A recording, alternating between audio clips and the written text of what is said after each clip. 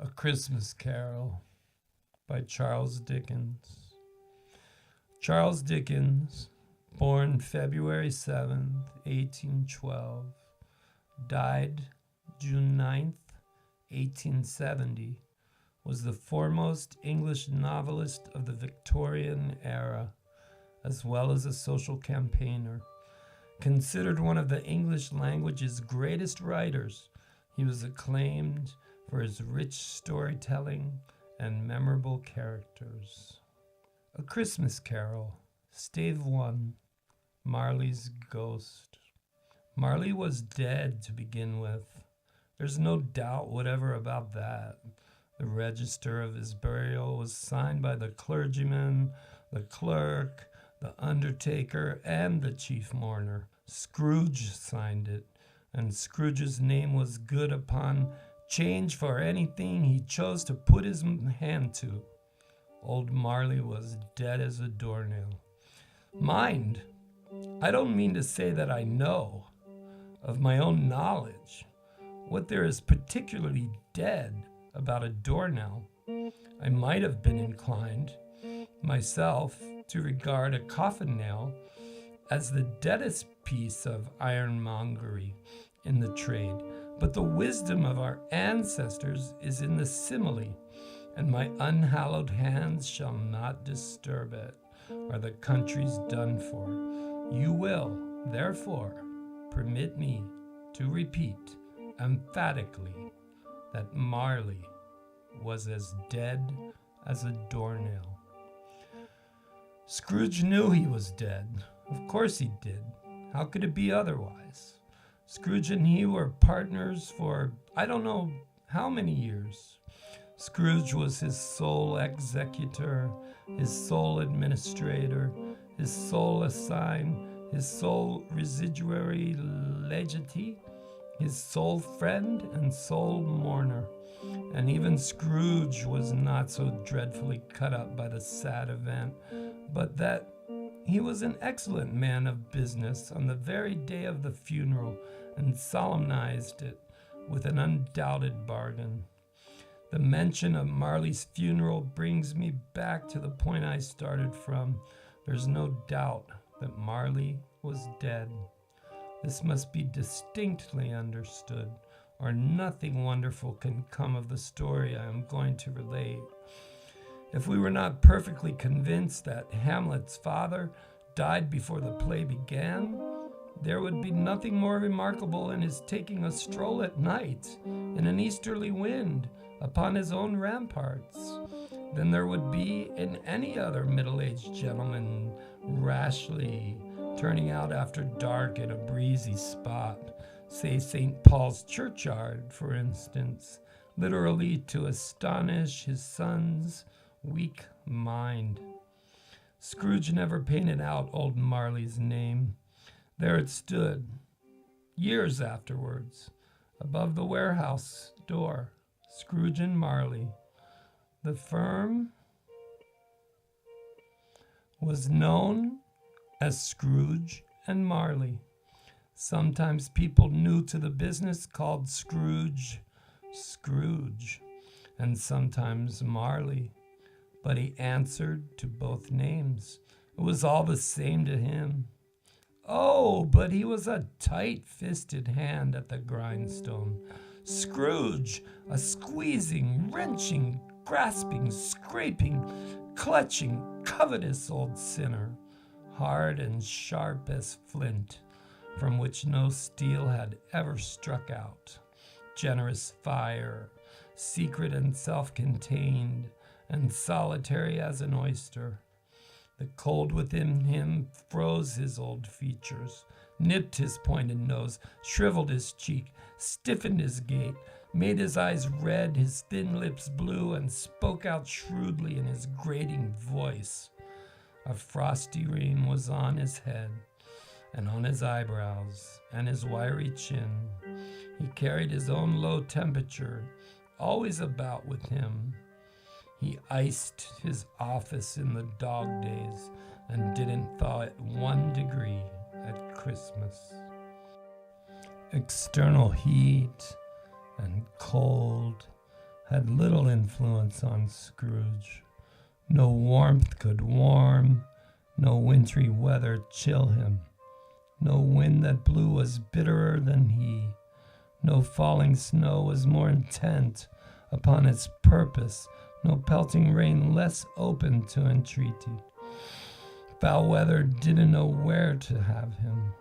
The heaviest rain and snow and hail and sleet could boast of the advantage over him in only one respect. They often came down handsomely, and Scrooge never did.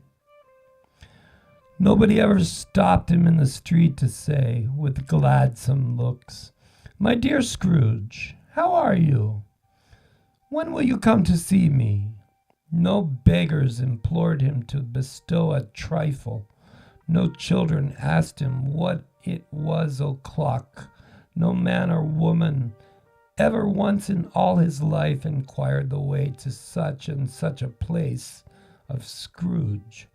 Even the blind men's dogs appeared to know him, and when they saw him coming on, would tug their owners into doorways and up courts, and then would wag their tails as though they said, "No eye at all is better than an evil-eyed dark master."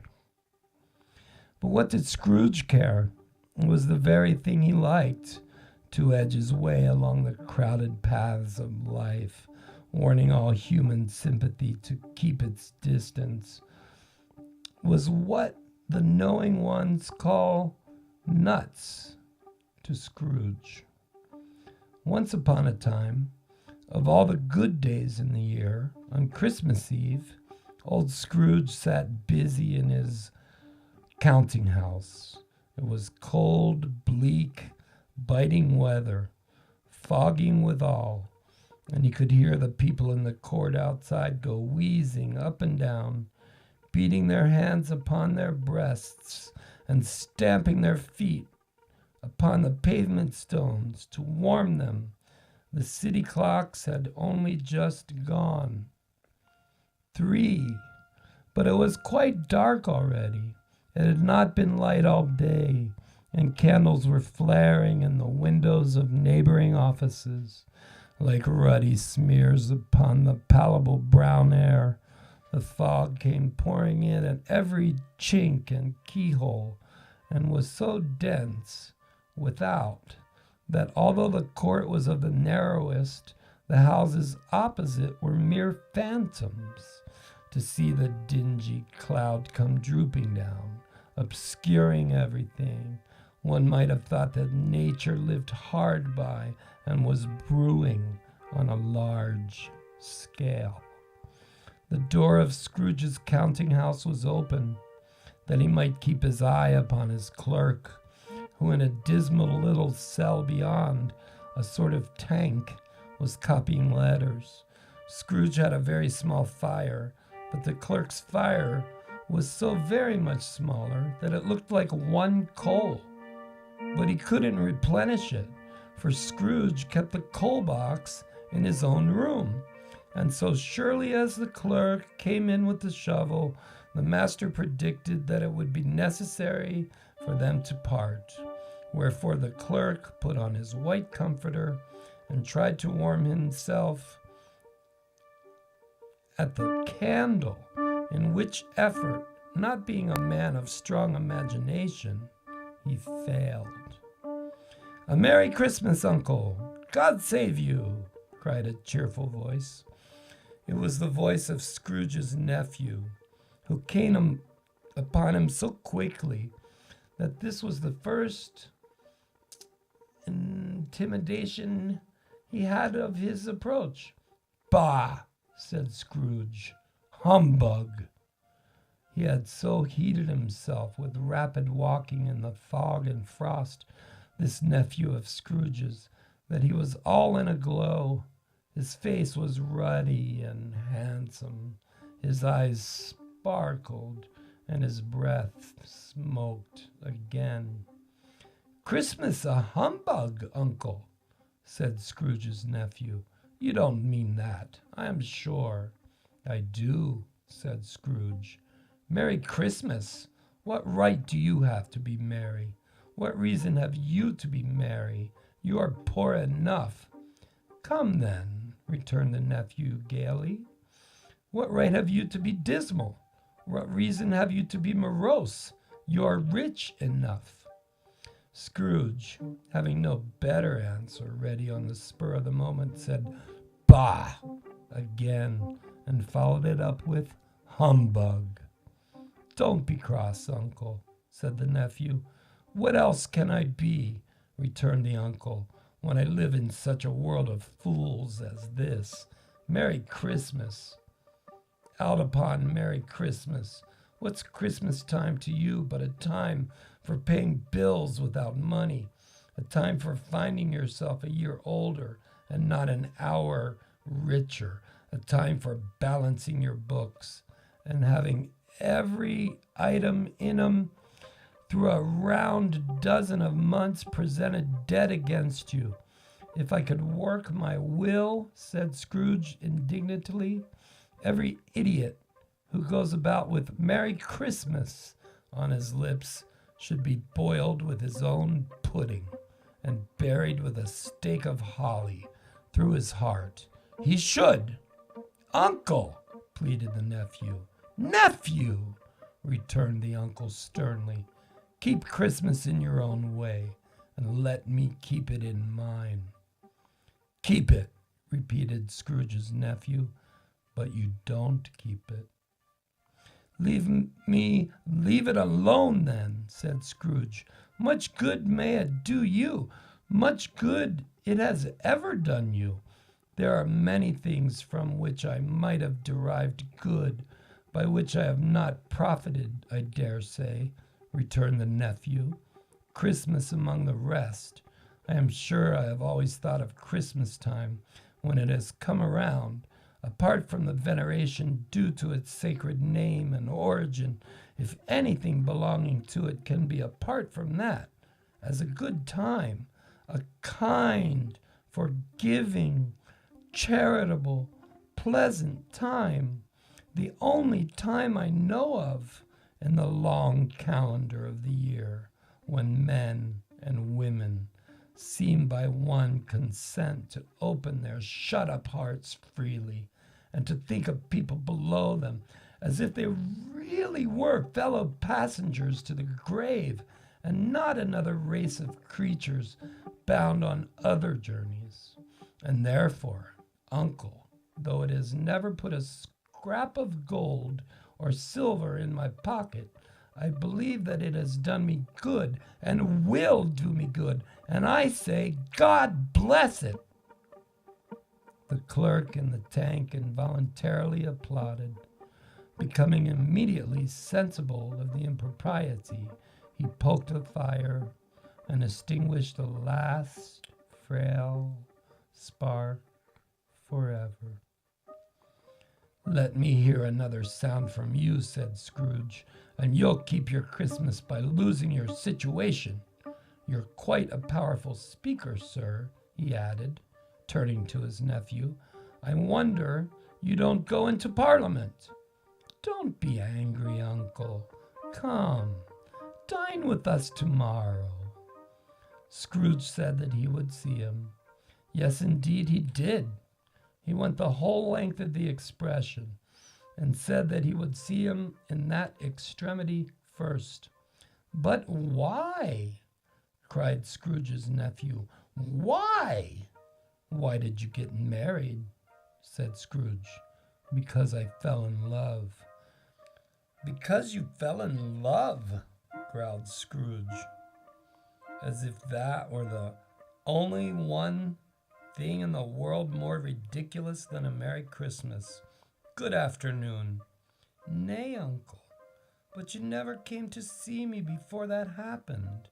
Why give it as a reason for not coming now?" "Good afternoon," said Scrooge. "I want nothing from you. I ask nothing of you. Why cannot we be friends?" "Good afternoon," said Scrooge. "I am sorry, with all my heart, to find you so resolute. We have never had any quarrel to which I have been a party, but I have made the trial in homage to Christmas, and I'll keep my Christmas humor to the last. So a Merry Christmas, Uncle. Good afternoon, said Scrooge. And a Happy New Year. Good afternoon, said Scrooge. His nephew left the room without an angry word, notwithstanding. He stopped at the outer door to bestow the greetings of the season on the clerk, who, cold as he was warmer than Scrooge, for he returned them cordially. There's another fellow, muttered Scrooge, who overheard him, my clerk, with 15 shillings a week and a wife and family, talking about a Merry Christmas. I'll retire to Bedlam. This lunatic, in letting Scrooge's nephew out, had let 2 other people in. They were portly gentlemen, pleasant to behold, and now stood with their hats off in Scrooge's office. They had books and papers in their hands and bowed to him. Scrooge and Marley's, I believe, said one of the gentlemen, referring to his list. Have I had the pleasure of addressing Mr. Scrooge or Mr. Marley? Mr. Marley has been dead these 7 years, Scrooge replied. He died 7 years ago, this very night. We have no doubt his liberality is well represented by his surviving partner, said the gentleman, presenting his credentials. It certainly was, for they had been 2 kindred spirits. At the ominous word liberality, Scrooge frowned and shook his head and handled the credentials back. At this festive season of the year, Mr. Scrooge, said the gentleman, taking up a pen, it is more than usually desirable that we should make some slight provision for the poor and the destitute who suffer greatly at the present time. Many thousands are in want of common necessities. Hundreds of thousands are in want of common comforts, sir. Are there no prisons? Asked Scrooge. Plenty of prisons, said the gentleman, laying down the pen again. And the union workhouses? Demanded Scrooge. Are they still in operation? They are, still, returned the gentleman. I wish I could say they were not. The treadmill and the poor law are in full vigor then, said Scrooge. Both very busy, sir. Oh, I was afraid, from what you said at first, that something had occurred to stop them in their useful course, said Scrooge. I'm very glad to hear it. Under the impression that they scarcely furnish Christian cheer of mind or body to the multitude, returned the gentleman, a few of us are endeavoring to raise a fund to buy the poor some meat and drink and means of warmth. We choose this time because it is a time of all others when want is keenly felt and abundance rejoices. What shall I put you down for? Nothing, Scrooge replied. You wish to be anonymous? I wish to be left alone, said Scrooge. Since you ask me what I wish, gentlemen, this is my answer. I don't make merry myself at Christmas, and I can't afford to make idle people merry. I help to support the establishments I have mentioned. They cost enough, and those who are badly off must go there. Many can't go there, and many would rather die. If they would rather die, said Scrooge, they had better do it and decrease the surplus populations. Besides, excuse me, I don't know that, but you might know it, observed the gentleman. It's not my business, Scrooge returned. It's enough for a man to understand his own business and not to interfere with other people's. Mine occupies me constantly. Good afternoon, gentlemen. Seeing clearly that it would be useless to pursue the point, the gentleman withdrew. Scrooge resumed his labors with an improved opinion of himself and a more facetious temper than was usual with him. Meanwhile, the fog and darkness thickened so that people ran about with flaring links, proffering their services to go before horses and carriages and conduct them on their way. The ancient tower of a church, whose gruff old bell was always peeping slyly down at Scrooge out of a Gothic window in the wall, became invisible and struck the hours and the quarters in the clouds with tremulous vibrations afterwards, as if its teeth were chattering in its frozen head up there. The cold became intense.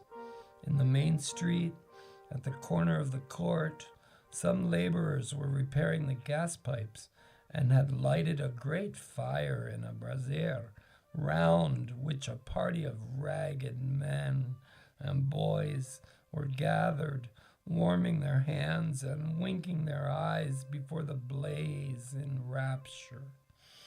The water plug being left in solitude, its overflowing suddenly congealed and turned to misanthropic ice. The brightness of the shops, where holly sprigs and berries crackled in the lamp heat of the windows, made pale faces ruddy as they passed. Poulterers' and grocers' trades became a splendid joke, a glorious pageant, with which it was next to impossible to believe that such dull principles as bargain and sale had anything to do. The Lord Mayor, in the stronghold of the mighty mansion house, gave orders to his 50 cooks and butlers to keep Christmas as a Lord Mayor's household should, and even the little tailor, whom he had fined 5 shillings on the previous Monday for being drunk and bloodthirsty in the streets, stirred up tomorrow's pudding in his garret, while his lean wife and the baby sallied out to buy the beef. Foggier yet, and colder, piercing, searching, biting cold, if the good St. Dunstan had but nipped the evil spirit's nose with a touch of such weather as that, instead of using his familiar weapons, then indeed he would have roared to lusty purpose. The owner of one scant young nose gnawed and mumbled by the hungry cold, as bones are gnawed by dogs, stooped down at Scrooge's keyhole to regale him with a Christmas carol. But at the first sound of "God bless you, merry gentlemen, may nothing you dismay," Scrooge seized the ruler with such energy of action that the singer fled in terror, leaving the keyhole to the fog and even more congenial frost. At length the hour of shutting up the counting-house arrived. With an ill will, Scrooge dismounted from his stool and tacitly admitted the fact to the expectant clerk in the tank, who instantly snuffed his candle out and put on his hat. "You'll want all day tomorrow, I suppose," said Scrooge. "If quite convenient, sir." "It's not convenient," said Scrooge, "and it's not fair. If I was to stop half a crown for it, you'd think yourself ill-used, I'll be bound." The clerk smiled faintly. "And yet," said Scrooge, "you don't think me ill-used when I pay a day's wages for no work." The clerk observed that it was only once a year. "A poor excuse for picking a man's pocket every 25th of December," said Scrooge, buttoning his greatcoat to the chin. "But I suppose you must have the whole day. Be here all the earlier next morning." The clerk promised that he would, and Scrooge walked out with a growl. The office was closed in a twinkling, and the clerk, with the long ends of his white comforter dangling below his waist, for he boasted no greatcoat, went down a slide on Cornhill, at the end of a lane of boys, 20 times, in honor of its being Christmas Eve, and then ran home to Camden Town as hard as he could pelt to play at blind man's bluff. Scrooge took his melancholy dinner in his usual melancholy tavern, and having read all the newspapers and beguiled the rest of the evening with his banker's book, went home to bed. He lived in chambers which once belonged to his deceased partner. They were a gloomy suite of rooms in a lowering pile of building up a yard where it had so little business to be that one could scarcely help fancying it must have run there when it was a young house, playing at hide and seek with other houses, and having forgotten the way out again. It was old enough now, and dreary enough, for nobody lived in it but Scrooge, the other rooms being all let out as offices. The yard was so dark that even Scrooge, who knew its every stone, was fain to grope with his hands. The fog and frost so hung about the black old gateway of the house that it seemed as if the genius of the weather sat in mournful meditation on the threshold. Now, it is a fact that there was nothing at all particular about the knocker on the door, except that it was very large. It is also a fact that Scrooge had seen it night and morning during his whole residence in that place. Also that Scrooge had as little of what is called fancy about him as any man in the city of London, even including, which is a bold word, the corporation, alderman, and livery. Let it also be borne in mind that Scrooge had not bestowed one thought on Marley since his last mention of his 7 years dead partner that afternoon. And then let any man explain to me, if he can, how it happened that Scrooge, having his key in the lock of the door, saw in the knocker, without its undergoing any intermediate process of change, not a knocker, but Marley's face.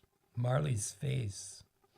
It was not impenetrable shadow, as other objects in the yard were, but had a dismal light about it, like a bad lobster in a dark cellar.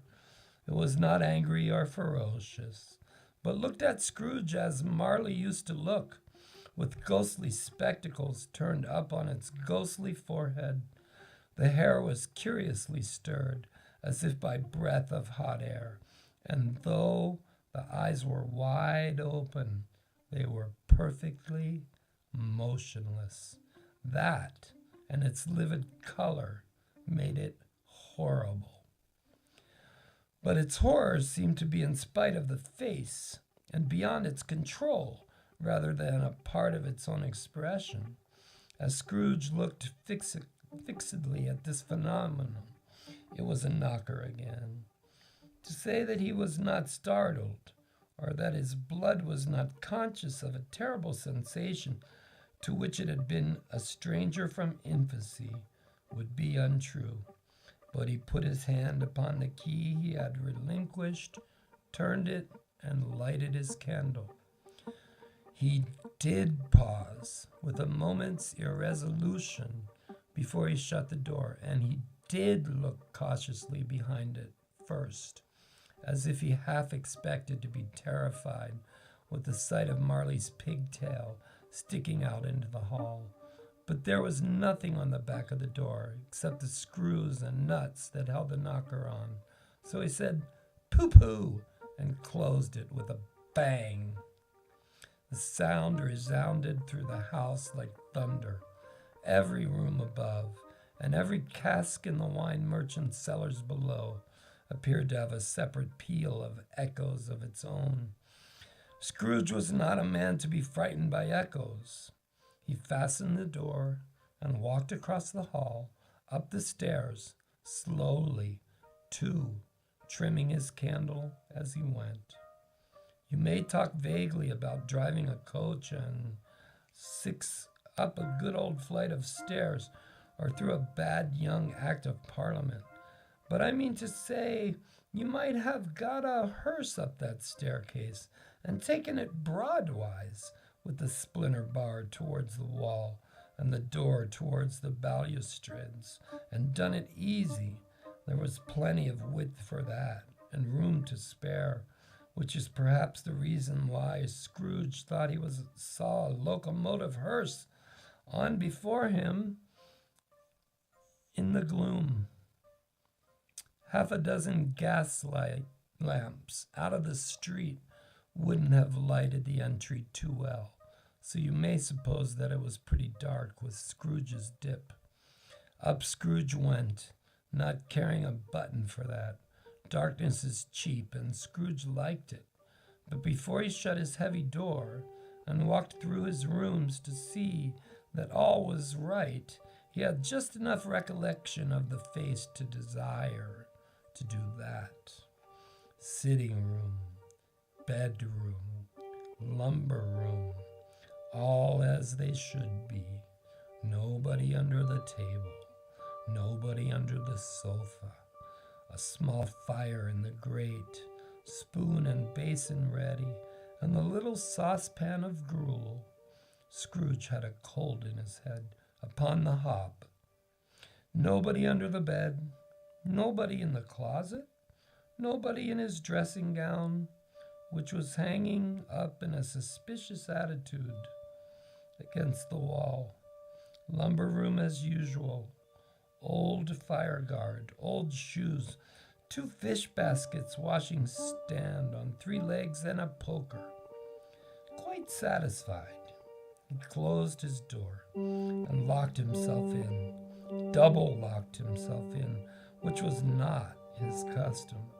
Thus secured against surprise, he took off his cravat, put on his dressing gown and slippers, and his nightcap, and sat down before the fire to take his gruel. It was a very low fire indeed, nothing on such a bitter night. He was obliged to sit close to it and brood over it before he could extract the least sensation of warmth from a handful of fuel. The fireplace was an old one, built by some Dutch merchant long ago, and paved all around with quaint Dutch tiles designed to illustrate the scriptures. There were Cains and Abels, Pharaoh's daughters, queens of Sheba, angelic messengers descending through the air on clouds like feather beds, Abrahams, Belshazzars, apostles putting off to sea in butter boats, hundreds of figures to attract his thoughts. And yet, that face of Marley, 7 years dead, came like the ancient prophet's rod and swallowed up the whole. If each smooth tile had been a blank at first, with power to shape some picture on its surface from the disjointed fragments of his thoughts, there would have been a copy of old Marley's head on every one.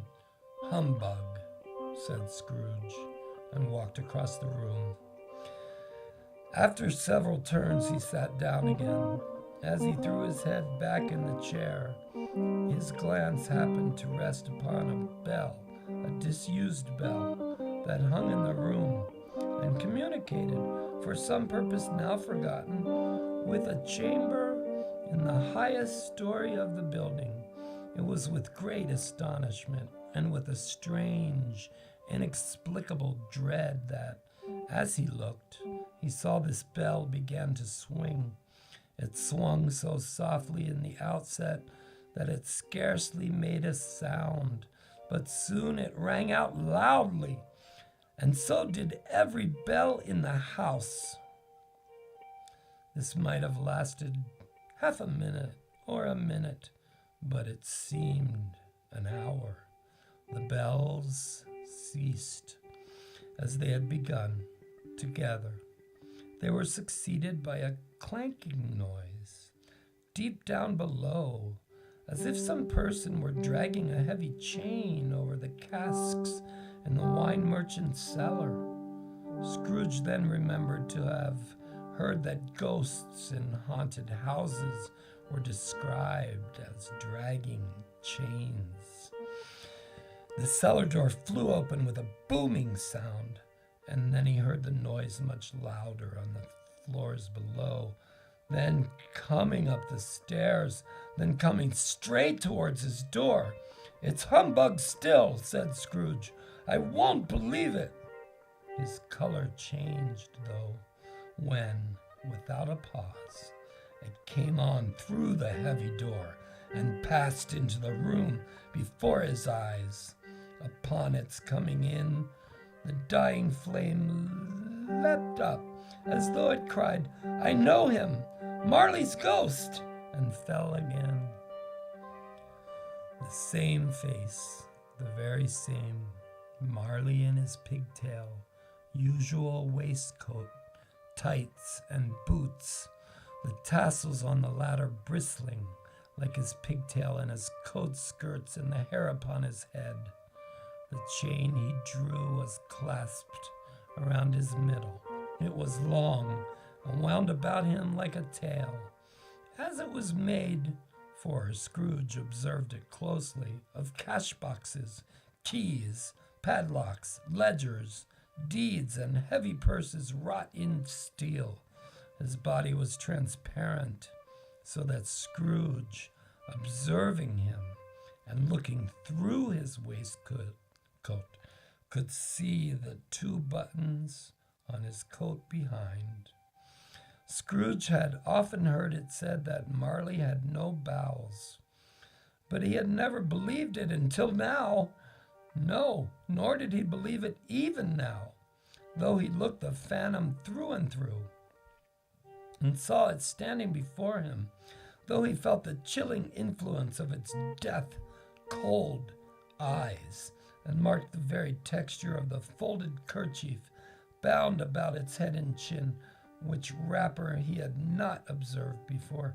He was still incredulous, and fought against his senses. "How now?" said Scrooge, caustic and cold as ever. "What do you want with me?" "Much," Marley's voice, no doubt about it. "Who are you?" "Ask me who I was." "Who were you then?" asked Scrooge, raising his voice. "You're particular for a shade." He was going to say "to a shade," but substituted this as more appropriate. "In life, I was your partner, Jacob Marley." Can you sit down?" asked Scrooge, looking doubtfully at him. "I can." "Do it then." Scrooge asked the question because he didn't know whether a ghost so transparent might find himself in a condition to take a chair, and felt that in the event of its being impossible, it might involve the necessity of an embarrassing explanation. But the ghost sat down on the opposite side of the fireplace, as if he were quite used to it. "You don't believe in me," observed the ghost. "I don't," said Scrooge. "What evidence would you have of my reality beyond that of your own senses?" "I don't know," said Scrooge. "Why do you doubt your senses?" "Because," said Scrooge, "a little thing affects them.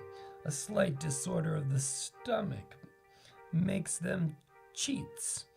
You may be an undigested bit of beef, a blot of mustard, a crumb of cheese, a fragment of an underdone potato. There's more of gravy than of grave about you, whatever you are." Scrooge was not much in the habit of cracking jokes, nor did he feel in his heart by any means waggish then. The truth is, he tried to be smart, as a means of distracting his own attention and keeping down his terror, for the specter's voice disturbed the very marrow in his bones. To sit staring at those fixed, glazed eyes in silence for a moment would play, Scrooge felt, the very deuce with him. There was something very awful, too, in the specter's being provided with an infernal atmosphere of his own. Scrooge could not feel it himself, but this was clearly the case, for though the ghost sat perfectly motionless, its hair and skirts and tassels were still agitated as by the hot vapor from an oven. "You see this toothpick?" said Scrooge, returning quickly to the charge, for the reason just assigned, and wishing, though if it were only for a second, to divert the vision's stony gaze from himself. "I do," replied the ghost. "You are not looking at it," said Scrooge. "But I see it," said the ghost, notwithstanding. "Well," returned Scrooge, "I have but to swallow this, and be for the rest of my days persecuted by a legion of goblins, all of my own creation. Humbug, I tell you, humbug!" At this, the spirit raised a frightful cry, and shook its chain with such a dismal and appalling noise that Scrooge held on tight to his chair to save himself from falling in a swoon. But how much greater was his horror when the phantom, taking off the bandage round its head, as if it were too warm to wear indoors, its lower jaw dropped down upon its breast. Scrooge fell upon his knees and clasped his hands before his face. "Mercy!" he said, "dreadful apparition, why do you trouble me?" "Man of the worldly mind," replied the ghost, "do you believe in me or not?" "I do," said Scrooge. "I must. But why do spirits walk the earth, and why do they come to me?" "It is required of every man," the ghost returned, "that the spirit within him should walk abroad among his fellow men and travel far and wide, and, if that spirit goes not forth in life, it is condemned to do so after death. It is doomed to wander through the world. Oh, woe is me! And witness what it cannot share, but might have shared on earth, and turned to happiness." Again the spectre raised a cry, and shook its chain, and wrung its shadowy hands. "You are fettered," said Scrooge, trembling. "Tell me why." "I wear the chain I forged in life," replied the ghost. "I made it link by link, and yard by yard. I girded it on of my own free will, and of my own free will I wore it. Is its pattern strange to you?" Scrooge trembled more and more. "Or would you know," pursued the ghost, "the weight and length of the strong coil you bear yourself? It was full as heavy and as long as this 7 Christmas Eves ago. You have labored on it since. It is a ponderous chain." Scrooge glanced around him on the floor in the expectation of finding himself surrounded by some 50 or 60 fathoms of iron cable, but he could see nothing. "Jacob," he said imploringly, "old Jacob Marley, tell me more. Speak comfort to me, Jacob." "I have none to give," the ghost replied. "It comes from other regions, Ebenezer Scrooge, and is conveyed by other ministers to other kinds of men. Nor can I tell you what I would. A very little more is all permitted to me. I cannot rest, I cannot stay, I cannot linger anywhere. My spirit never walked beyond our counting house. Mark me, in life my spirit never roved beyond the narrow limits of our money-changing hole, and weary journeys lie before me." It was a habit with Scrooge, whenever he became thoughtful, to put his hands in his breeches pockets. Pondering on what the ghost had said, he did so now, but without lifting up his eyes or getting off his knees. "You must have been very slow about it, Jacob," Scrooge observed in a businesslike manner, though with humility and deference. "Slow," the ghost repeated. "7 years dead," mused Scrooge, "and traveling all the time." "The whole time," said the ghost. "No rest, no peace, incessant torture of remorse." "You travel fast," said Scrooge. "On the wings of the wind," replied the ghost. "You might have got over a great quantity of ground in 7 years," said Scrooge. The ghost, on hearing this, set up another cry and clanked its chain so hideously in the dead silence of night that the ward would have been justified in indicting it for a nuisance. "Oh, captive, bound, and double ironed," cried the phantom, "not to know that ages of incessant labor by immortal creatures for this earth must pass into eternity, before the good of which it is susceptible is all developed. Not to know that any Christian spirit, working kindly in its little sphere, whatever it may be, will find its mortal life too short for its vast means of usefulness. Not to know that no space of regret can make amends for one's life opportunities misused. Yet such was I. Oh, such was I."